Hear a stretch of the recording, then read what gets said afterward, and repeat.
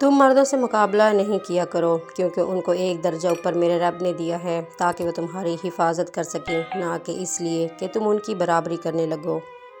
اللہ نے عورت کو مرد کی پیشانی سے نہیں بنایا کہ وہ مرد پر حکومت کرے، اور نہ ہی اس کے پاؤں سے بنایا ہے کہ وہ اس کی غلامی کرے، بلکہ مرد کی پسلی سے بنایا تاکہ وہ اس کے دل کے قریب رہے۔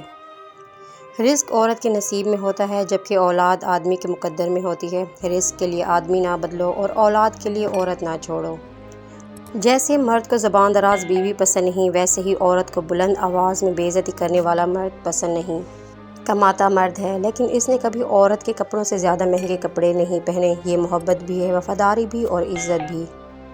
مرد کے لیے اللہ نے عورت سے زیادہ خوبصورت چیز بنائی ہی نہیں۔ عورت کی باہوں میں مرد اپنی ہزاروں پریشانیاں بھول جاتا ہے اور دنیا جہان کا سکون محسوس کرتا ہے۔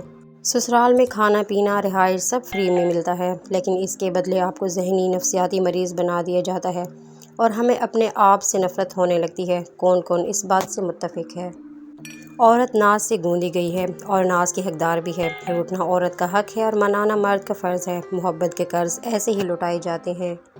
لازمی نہیں کہ شوہر محبت میں تاج محل بنوائے۔ مل بیٹھ کر مٹر چھیلنا اور چائے بنانا بھی محبت ہے۔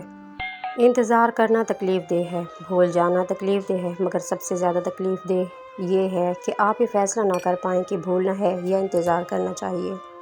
ہم سفر مان رکھنے والا ہو تو زندگی اور خوبصورت بن جاتی ہے۔